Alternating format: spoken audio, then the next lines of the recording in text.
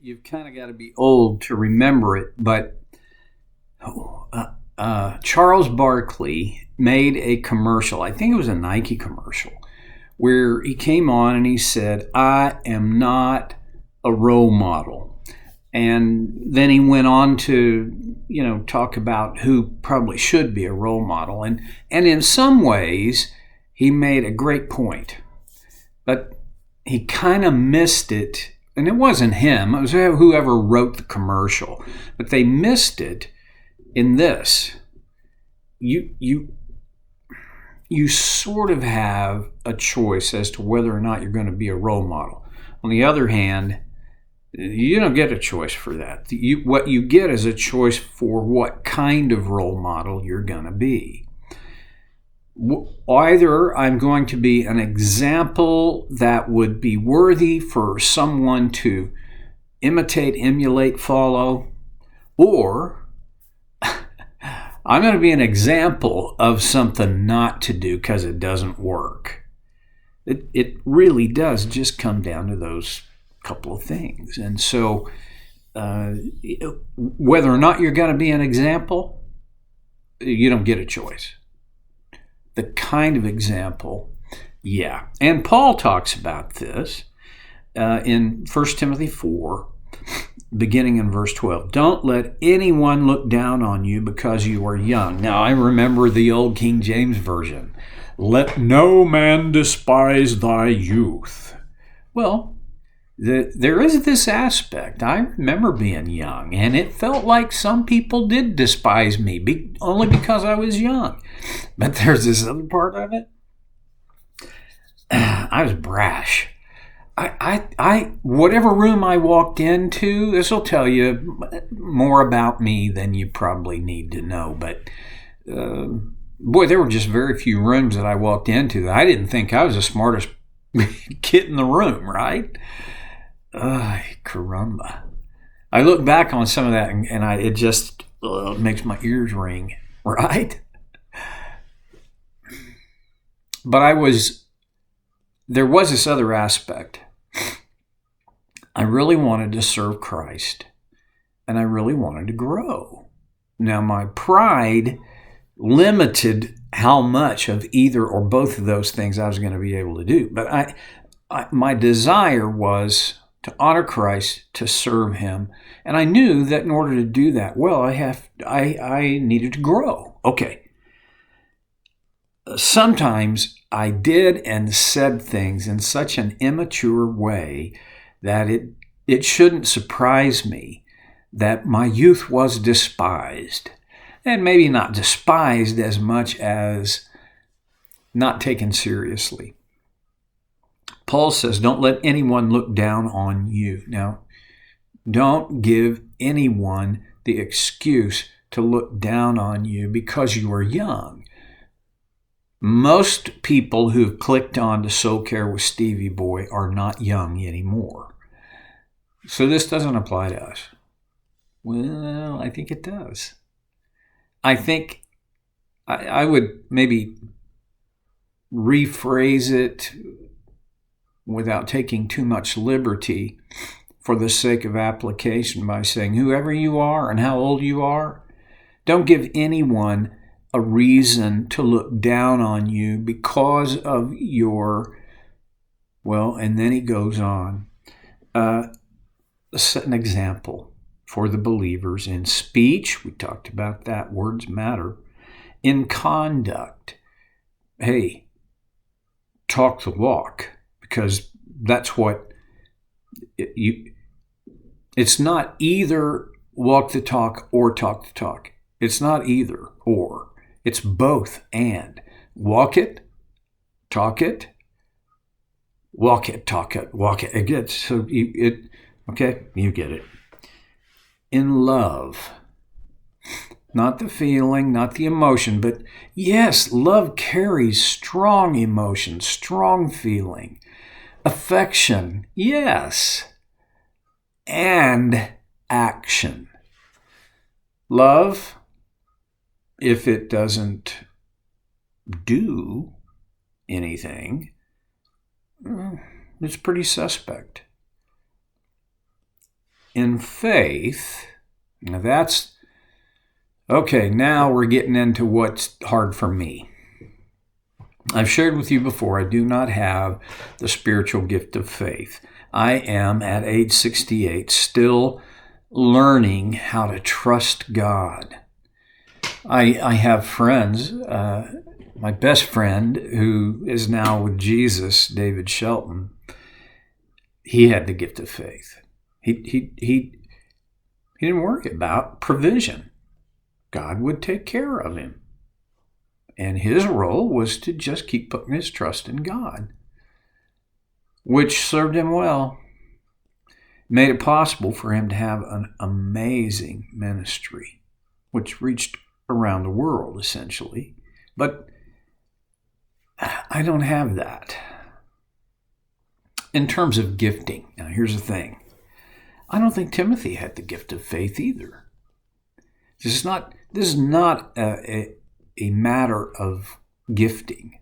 This is not an issue of, it just comes naturally for you, so go ahead and express it. I don't think so. I think, like me, Timothy was challenged in this area of faith. And Paul says, you set an example for the believers in your faith.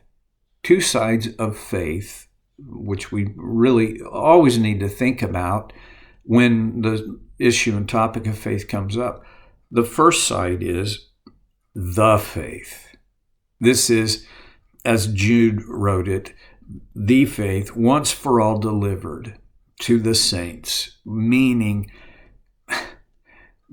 God has given us all that we need of what the body of faith, these things that we believe, that we must believe in order to embrace God's design. I don't know, there's just not a good way for me to synthesize that into a few words. The Hebrew writer says, faith is the evidence of things not seen, the substance of things hoped for. All right. Now that carries us over into on a personal level. This is my faith. How well, how much, how intensely I have reached for and grasped and embraced my personal relationship with Christ, with God through Christ. We are saved by grace through faith. Ephesians 2:8. Well, okay. Or maybe it's 10. Our faith, and this is not the faith, this is our faith. It joins hand with God's promise. I can't describe it well. I think I've demonstrated that right now, but Paul said, your faith, how you express your faith, that is to be an example to the believers. Now, think about this. He's talking about faith, or he's talking about speech, conduct, and love. These are huge deals. Isn't it my faith that those come out of? I think it is. And how I express my faith, I'll just put it that way, in speech and in conduct, and part of my conduct is my loving behaviors, those flow out of my faith. You can fake it for a while, but you cannot sustain that kind of life of faith by faking it. So my faith. Now, I'm at the season of my life where it's very interesting to me, just on a side note, the my circle of influence, from the time I graduated from Midwest Christian College, began to grow. And it got big, really big at one time, and now it's begun to shrink until now it's pretty small, really. Paul's not talking about how many people my faith serves as an example for. All he's saying is, hey, your faith is an example. Probably the venue for me right now, or I know the venue for me right now, there's primarily two venues. One, maybe as I think of it, three. One is the clients that I serve. Two would be the men and women that I serve along with at True North Biblical Counseling. And three is my family. Now, all three of those are important to me. They all have high value. If I had to say which is most important, I wouldn't be able to tell you that. But I can tell you the one where my heart is most closely connected is with my family. I want my kids and my grandkids to see the example of my faith, authentic, genuine, not perfect, but solid and growing. I want that to be an example for them. I don't know that this will ever happen, but I would love it if my daughters, sons-in-law, my granddaughter and grandsons would someday say, gosh, I wish I had faith like Papa. It won't happen by me wishing it or hoping it. It will happen by me reflecting it in my life as an example for them. You have a circle of influence. And however big or small that circle is not the point.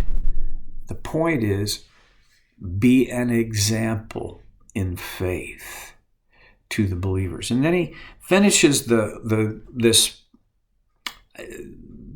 Well, it's a short list. In faith and in purity. Oh boy.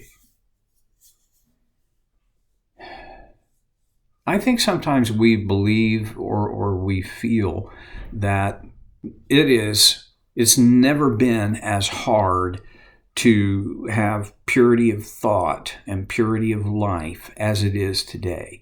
I don't think that's true. I think the technology makes things far different. When I think about my grandfather or my great-grandfather, the world they lived in, technology was that might push them one way or the other on purity, amounted to, print ink on paper, print. There's still, don't kid yourself, there has always been pornography and there has always been immorality in every culture. Why else would God, when he started shaping his people, Israel, why else would he have addressed these things in the law, sexual things, sexual morality and purity? It's because it's always, one of the blessings of God is he has put in us by design the ability to be stimulated and attracted towards sexual things. Now, how else is he going to populate the earth? It's a curse, though, because it is so hard to keep that under our control rather than being controlled by it. Well, this is only one aspect of purity. It deserves coming back to and fleshing out a little bit more, and that's what I intend to do next time on Soul Care with Stevie Boy.